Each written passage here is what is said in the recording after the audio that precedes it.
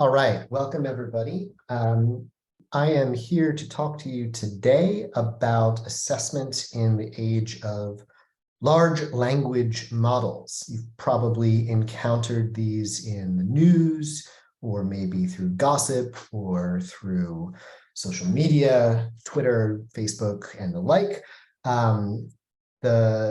They're all the rage right now. There are ones that do text to text. There are ones that do text to image. There are ones that do image to text. There are ones that do image plus text to image, and so on. But the thing that I'm interested in today specifically has to do with the ways in which these will have an impact on our assessment at the university level and also at other levels of education, though I will be focusing on the university level. And the reason for that is that a lot of the assessments that we traditionally use in order to assess student learning, understanding, capacity for critical thinking, capacity for expressing creativity and curiosity, and so on, are threatened by these models. And what I want to do is figure out what the threats are, and also ways to address them that don't force us as teachers to turn into cops. Because I don't know about you, but I went into the academy because I wanted to research and learn and teach, and not because I wanted to be a cop. If I had wanted that, I would have gone to the police academy, and I imagine that a lot of my colleagues are in the same boat. So the main example I'm going to use today is a language model called GPT. It is currently in its 3rd edition, or if you prefer, its 3.5th edition. And GPT stands for Generative Pre-trained Transformer. It's been around in the 1st, 2nd, 3rd editions for several years now, and it keeps getting better. And it uses an autoregression language model that employs deep learning and uses currently at least 248 token long context window. So the basic idea there is that a token is something like a word represented in text. And if you have a 248 long token window, that means that you've got several thousand words being represented at a given time. It's trained on a very large database of primarily English text, including things like Wikipedia and Reddit, and also other sources.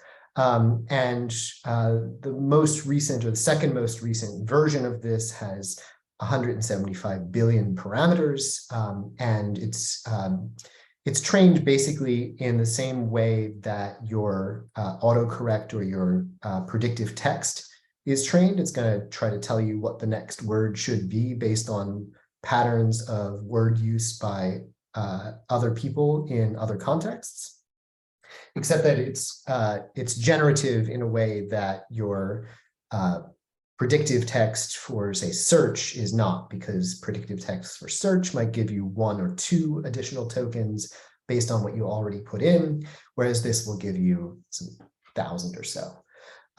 And that makes it very powerful in very interesting ways, and also a bit worrisome when it comes to teaching, and especially to assessment. The most recent version of it, which is sort of GPT 3.5, also called ChatGPT, was only released a few months ago.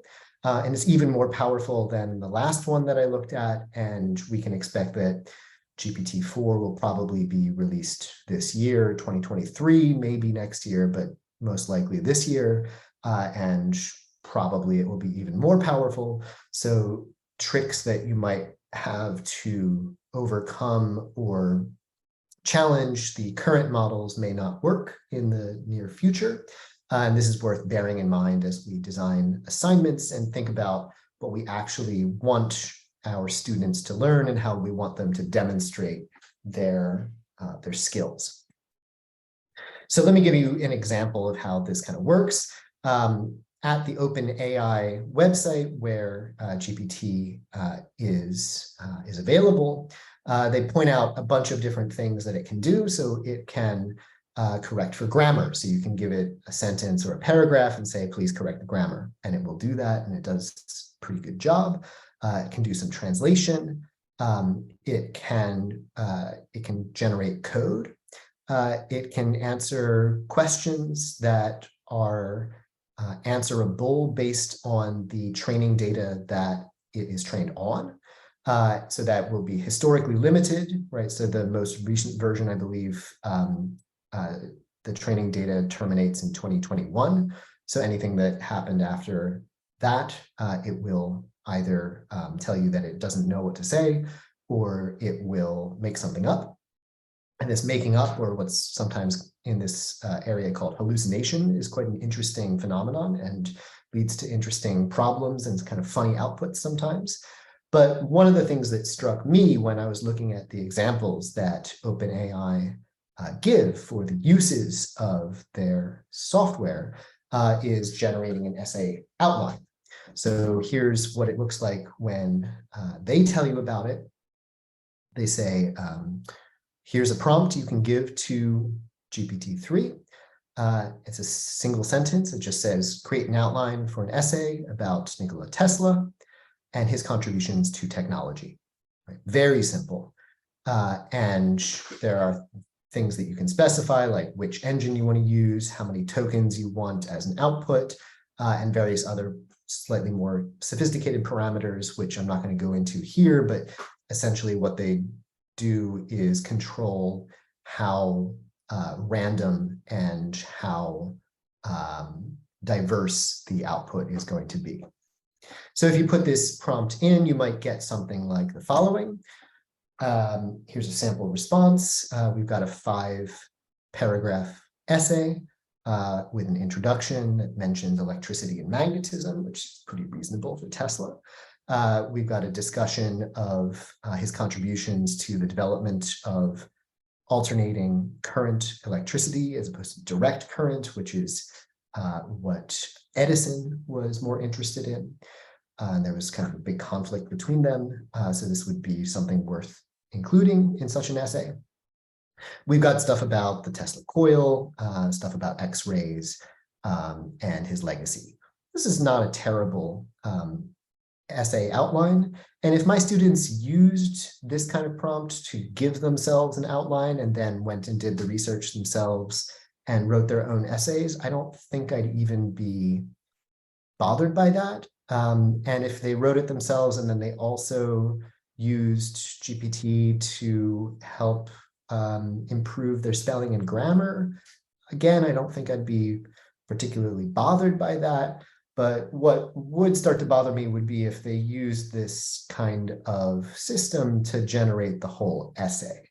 And that's what I'm concerned about in the coming semester.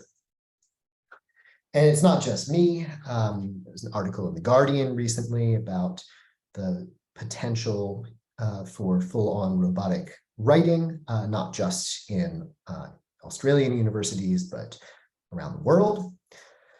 So I wanted to know, okay, well, if you can generate an essay outline, can you also use this to generate a whole essay? Now, bear in mind what I said before, that there's a token limit on what this stuff can produce, but that token limit is increasing with each next generation of the system. So currently with GPT-3, it's 2048. But when it doubles, that'll be a lot more. And if you're thinking about assigning a 5,000-word essay, that's just one more duplication. If you're thinking of assigning a 10,000-word essay, that's just doubling twice. So this is something that I think we need to be paying attention to.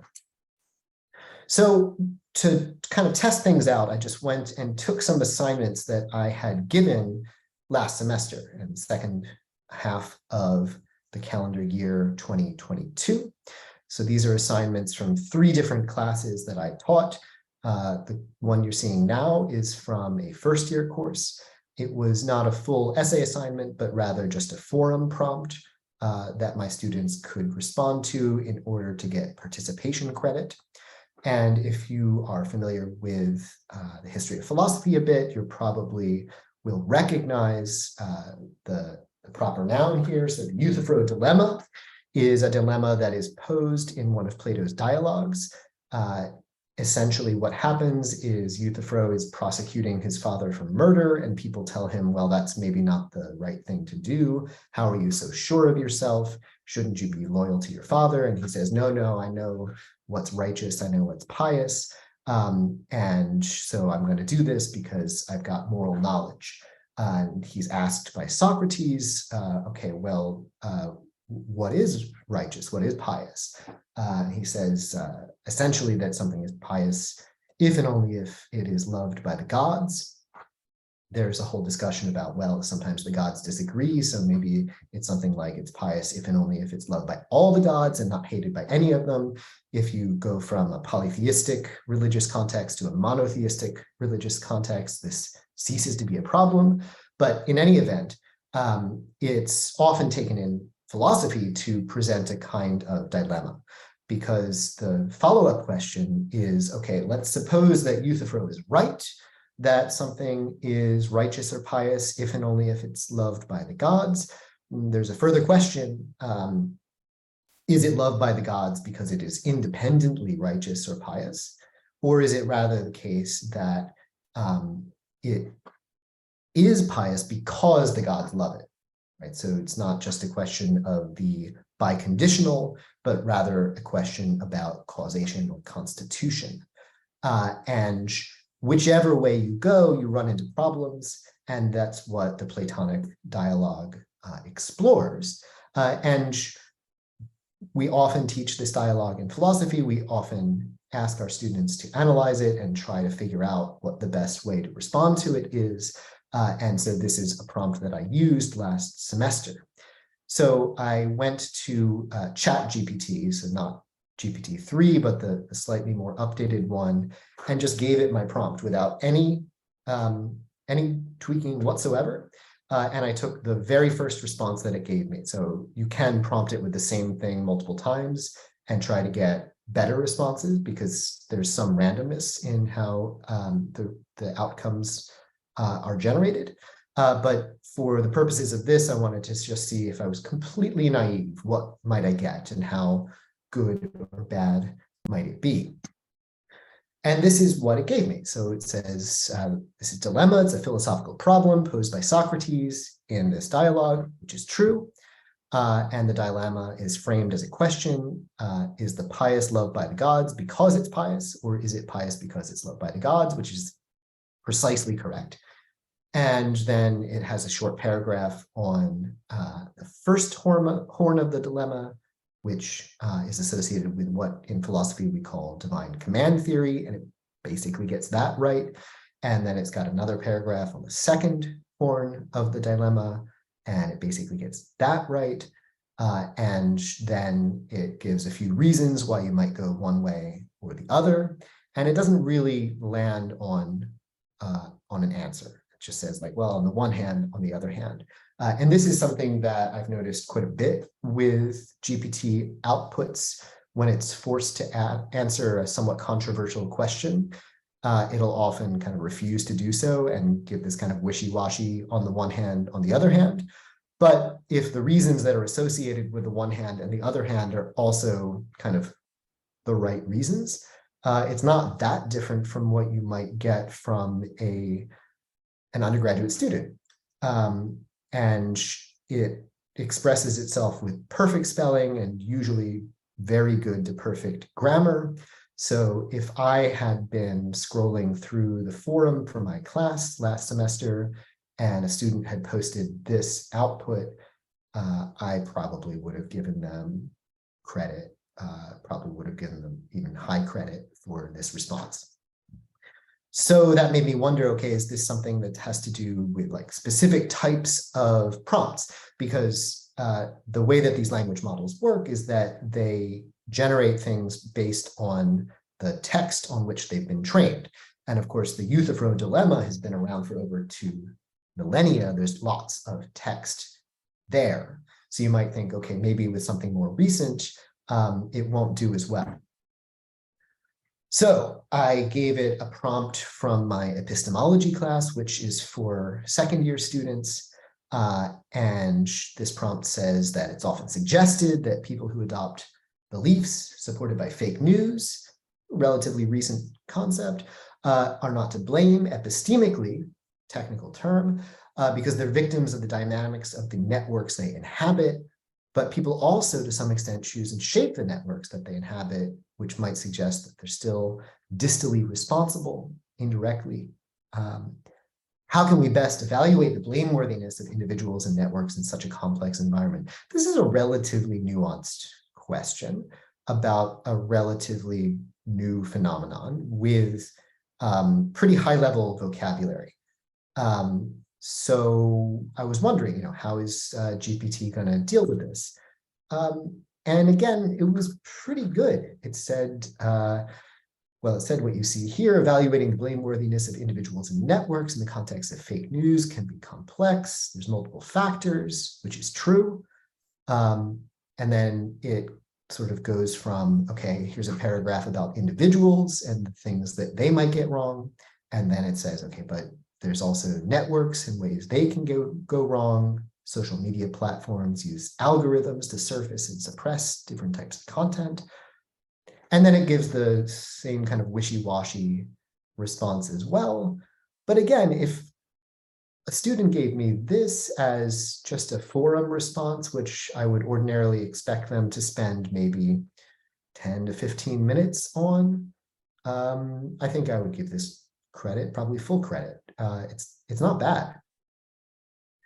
So I thought, okay, well, what about my third year course? This is even more contemporary. So this is a course on applied ethics. And the question that I posed to my students last semester was, under what conditions should police and other state security organizations, such as immigration control, be allowed to develop and use facial recognition technologies? So now I'm asking an AI about the ethics of AI. And then I also ask why. So I want reasons, not just conditions. And it gave me something that's not too bad. It says, okay, it's complicated.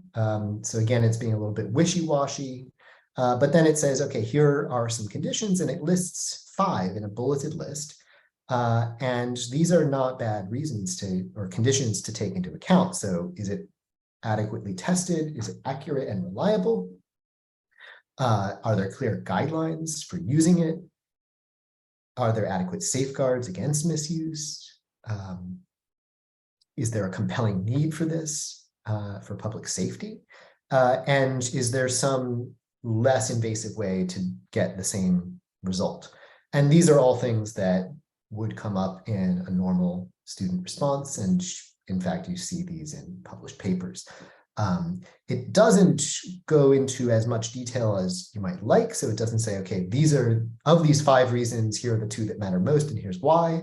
It doesn't say, if we look at certain examples, such as the compass algorithm from Clearview, here are the ways that it failed. It doesn't say, here are use cases where things have actually been successful and there's been audits by independent authorities, and this demonstrates that, in fact, these criteria can be met, right?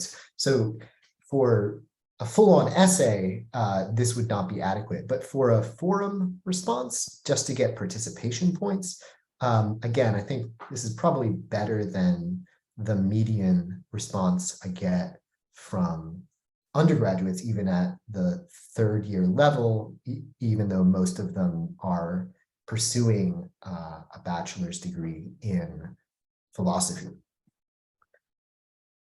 It gets worse or better depending on how you want to think about it. So you can then ask, okay, about that thing that you just said, adequate safeguards.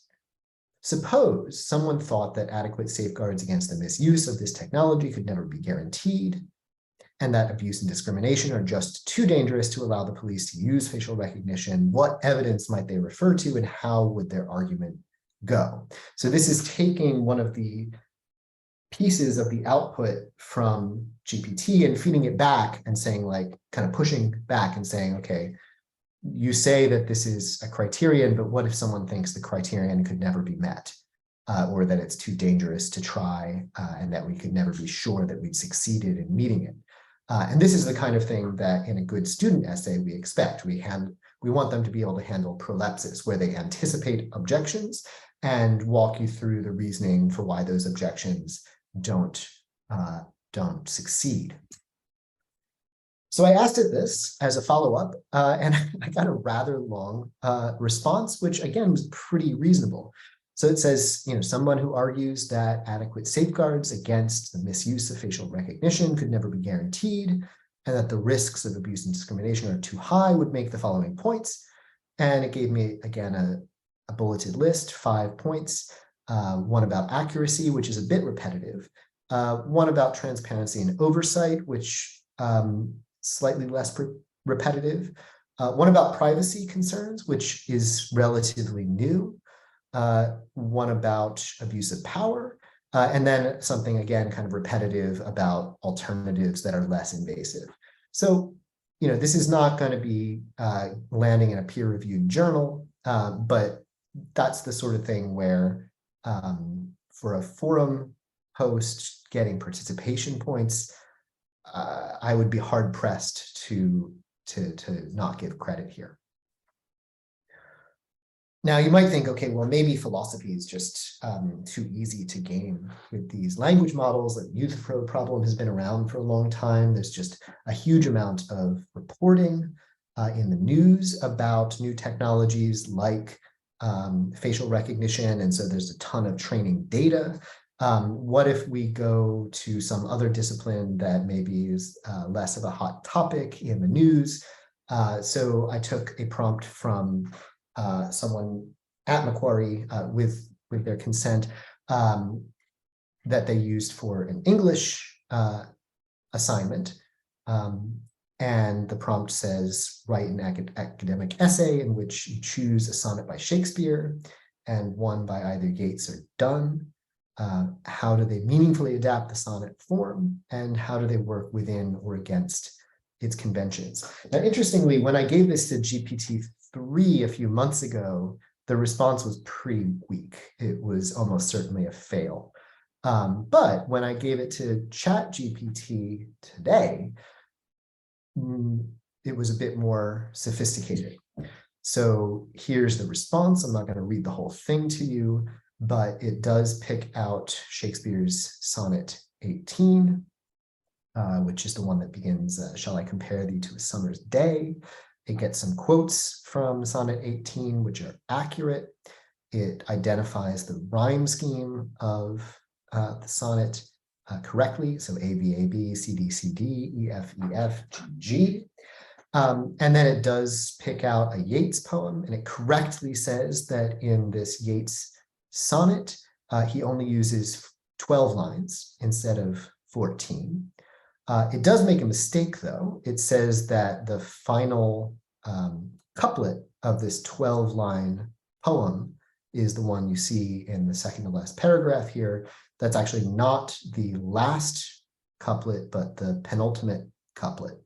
And this is something that people have noticed a lot with GPT and other large language models. It kind of hallucinates sometimes. So it gets it almost right, but in a way that if you fact check it minimally, you're going to see is incorrect. The argument that it gives here is not terrific. It's basically saying Shakespeare is traditional, Yeats breaks with tradition, for instance, by using 12 lines instead of 14. So probably at best passable. But the thing about ChatGPT is that you can get this kind of response, do a little bit of minimal fact checking and argument checking, and respond to it. And it will give you further outputs that are conditional on not only the follow-up question, but also its previous response and your previous prompt. So I said to it, okay, but that's not the final couplet. It's actually this, right? Which took me about 12 seconds to find because I just Googled the sonnet. And it apologizes and said, oh yeah, actually, that's the final couplet. And here's a somewhat superficial analysis of it, which kind of responds to the question.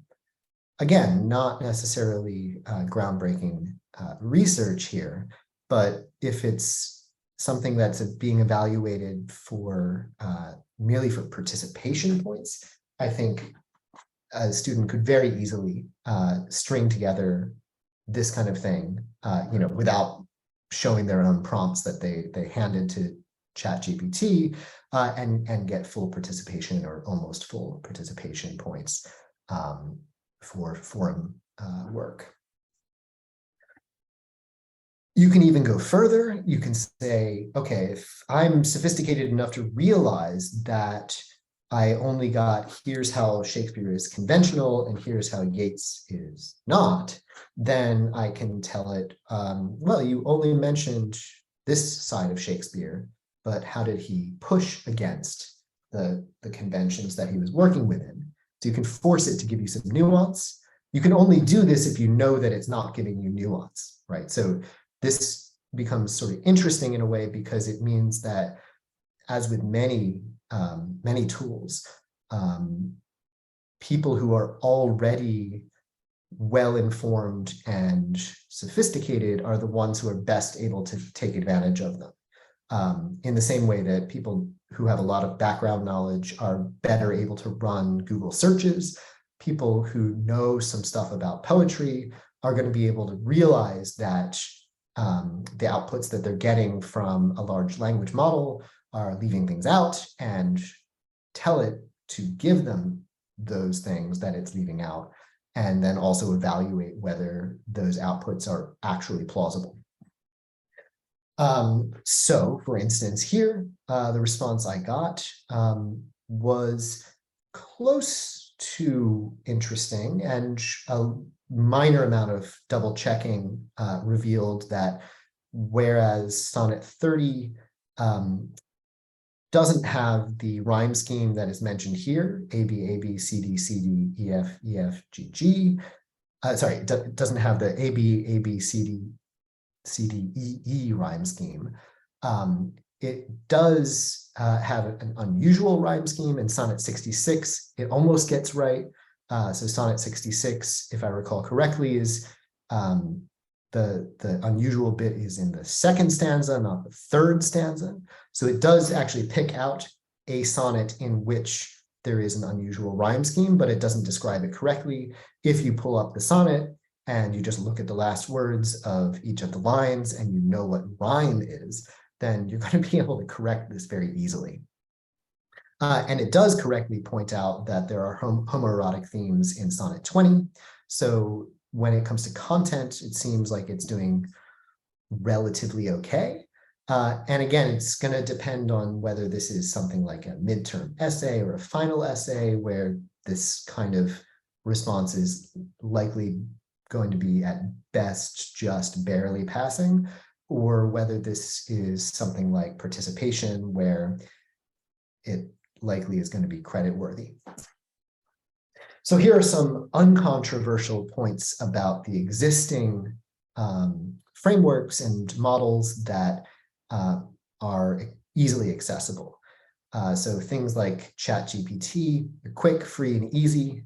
You can make an account and start playing around with prompts in just a few minutes. It generates content extremely quickly, and you don't need to know how to code in order to use it. You can get it to give you responses just by prompting it with ordinary prose. It doesn't produce fantastic outputs, but it does produce mediocre to creditable outputs. And they tend to be very good when it comes to things like grammar and spelling. It gets definitions usually right, though it tends to be a bit superficial. It does make unforced errors through things like this hallucination that I mentioned earlier. And so this seems to be in particular a challenge when it comes to traditional short essay assignments and assignments that are graded solely for participation, where a 4-paragraph, somewhat superficial but mostly accurate response is going to get full or most of the credit that is available. And the fact of the matter is that these tools are only going to improve in the coming years and months. They're essentially untraceable if you use standard plagiarism detecting software, though there do seem to be some efforts to embed watermarks in the outputs of these things. So it becomes a bit of an arms race there. And in many cases, students are going to know more about this stuff than many faculty and tutors at universities, because rumors and content spreads like wildfire on social media, TikTok, and so on. For now, this kind of stuff is most easily done for short assignments, but if students are a little bit more sophisticated, they can start using GPT or its successors to generate outlines and then feed the elements of those outlines back in as a series of prompts to generate longer essays. Now, are those essays going to be conceptually coherent? Are they going to be non-self-contradictory? Probably not. So they will still be at best mediocre to creditable outputs. But I went in and gave this a try just today and was a bit dismayed by how effective this tool already is when you're just giving it a prompt for the first time. So here's an essay assignment that I gave my students in a third-year course last semester. I thought it was a decent enough prompt. So I asked, under what conditions, if any, should gain-of-function research be considered ethically acceptable? Be sure to address risks, benefits, justice, international cooperation, dual use, and the distinction between biosafety and biosecurity. So, pretty extensive list of things that they're supposed to address. And some of these terms here are technical, like biosafety and biosecurity. Gain-of-function research already on its own is a technical term. And here's what I started to get from ChatGPT. It addressed each of the considerations that were listed in the prompt in a separate paragraph. Here's some more of the response. And you can see that it mentions organizations that actually exist, like the World Health Organization. So it doesn't only hallucinate. And then I took some of the things that it gave me as outputs in what is here essentially an outline, because my students were supposed to write 2,500 words, and this output was about 500 words. And I asked it follow-up questions. So I said, can you explain further the risk of highly transmissible and virulent pathogens using examples from the 20th and 21st century? So that required a little bit of thought on my part. I quoted the phrase risk of highly transmissible and virulent pathogens from the output that it had given me.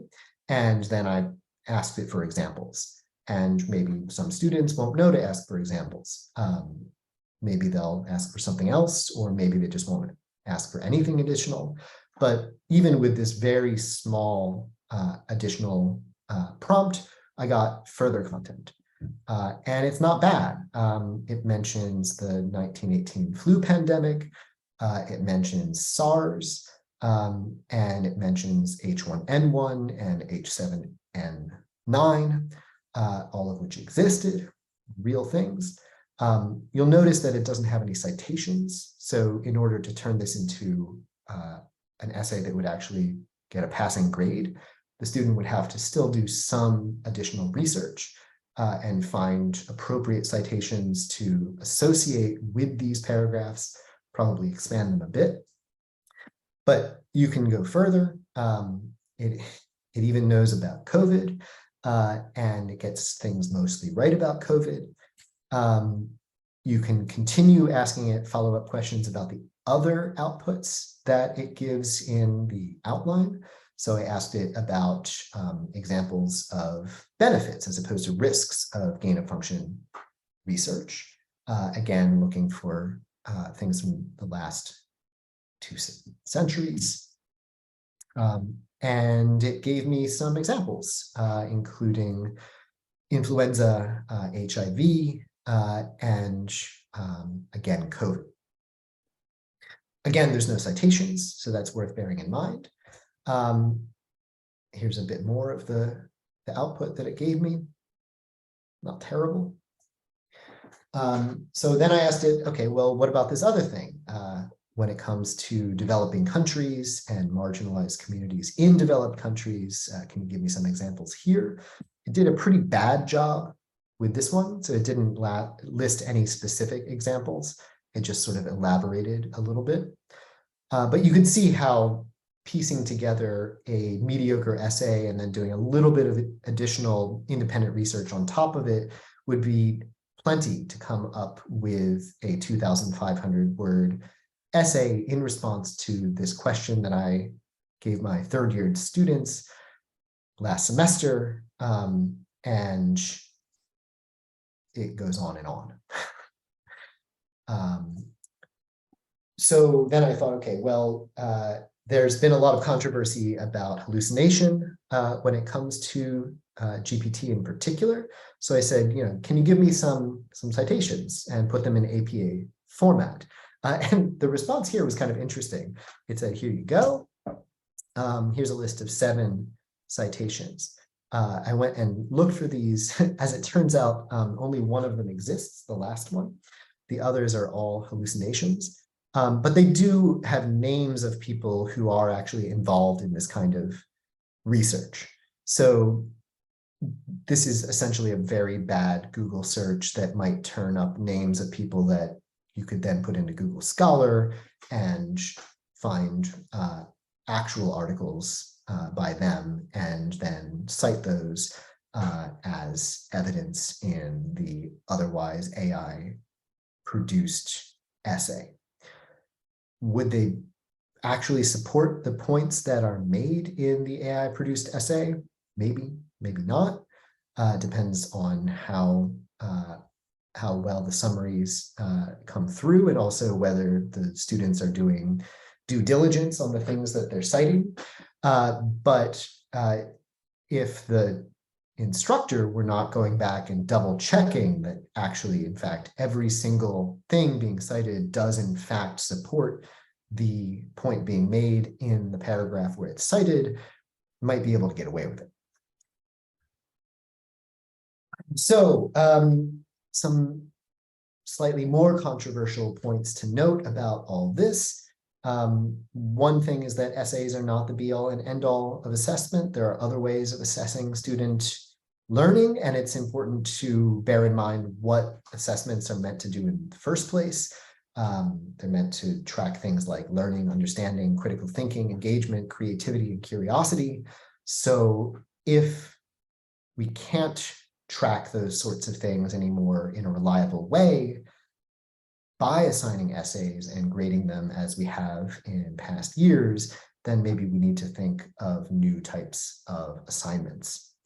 And at least at my university, we've already switched to a large extent to hybrid and online only assessment, and we're probably not going back to in-person invigilated exams, which means, especially for things like forum participation, this is going to be a pretty serious problem. It's also worth bearing in mind the historical context here. So you might ask yourself, okay, what exactly is the problem that we've got here? We've had computerized spell checking and grammar checking for half a century. We've had the PageRank algorithm, which is at the heart of Google search, for almost 3 decades. We've had autocorrect. I don't mind when my students' spelling is improved by autocorrect. We've had predictive search for almost 2 decades. And GPT itself has been around for about 5 years, and it just keeps getting better. So one question you might ask yourself is, well, do we object when students use spell checkers? Do we object when they use grammar checkers? I actually don't. I think most of us probably don't. So then a question is, okay, well, how exactly are large language models different? And I think they are, but it's worth thinking that through in more detail rather than just having a knee-jerk reaction and saying, oh no, everything is ruined because OpenAI has released this model. So what do we do about it? I could just surrender and say, I'm not a coder. I can't fix this. I'm not going to go and try to go toe-to-toe with Microsoft or Google, which, fair enough. That's a response. We could try to scold our students and tell them, don't do this. Likely that will only have an effect on the ones who weren't going to do it anyway, and it may even prompt the ones who otherwise wouldn't have known about this technology to use it. So I'm not sure that's a terrific idea. We could try implementing honor codes. I think the research on honor codes is pretty mixed. It's not clear how effective they are. We could instead lean in a bit and say, look, I mean, this is a cool technology. You're probably going to use something like this in your work, at least in certain fields in the future. And it can be very good at certain tasks, and it's also very bad at a lot of other tasks. So the fact that it can't actually tell you what the rhyme scheme of a sonnet is kind of pathetic. The fact that when you ask it for citations in APA format, it hallucinates 6 out of 7 of them is laughable.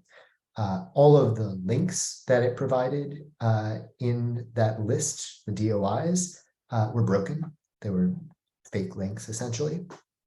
So we might instead say, okay, well, we want you to lean into this and figure out what you can actually reliably use it for, and then only use it for that and don't bother trying to use it for other stuff. So if students are using it to improve the grammar and spelling of their paragraphs, if they're using it to get a list of the most common arguments and considerations that come up in a particular context, and then they have to think for themselves, well, how convincing are these arguments and considerations? That doesn't bother me so very much. It's not actually all that different from running a Google search and then thinking things through and deciding what your considered opinion is.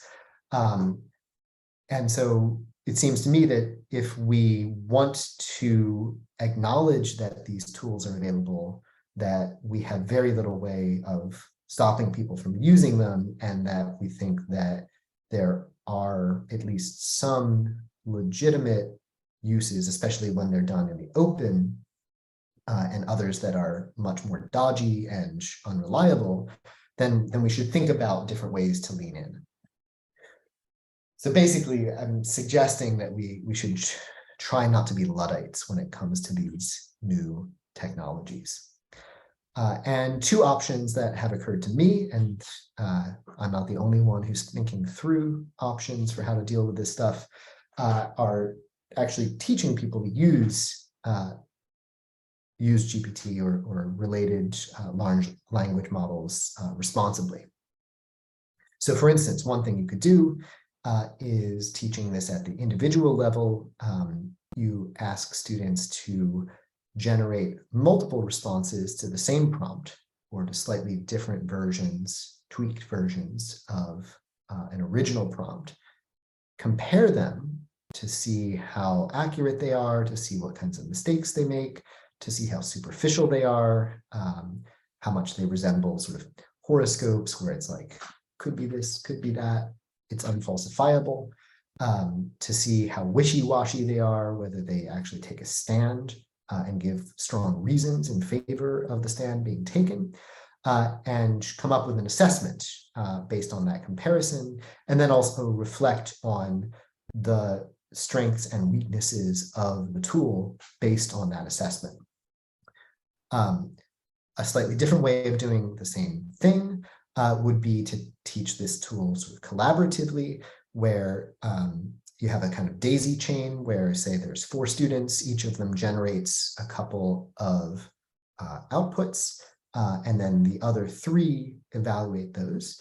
And then they, say, make revisions to the best ones and reflect on the strengths and weaknesses of this approach to using large language models. I have not done these yet. I'm planning to try this in the coming semester, so I can report back to you in a bit.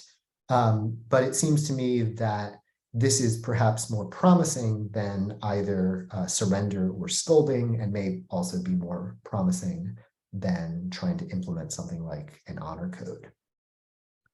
So just to give you a slightly more detailed version of a lean-in type assignment, as I said, put students in groups of 4. Everyone gets a week to generate some completions. They pick the best ones and critique each other, looking for factual errors, looking for lack of citations, looking for invalid arguments, self-contradiction, superficiality, hallucination of either facts or citations, and so on. And then they revise their best completion based on those critiques and write a reflection at the end on how that went. Is it going to be a silver bullet? No, absolutely not. And you could even have people trying to generate critiques using language models. So I don't think that there's any one thing that is going to carry us through this brave new world that OpenAI and Microsoft and Google and various other big tech companies have imposed on us without informed consent.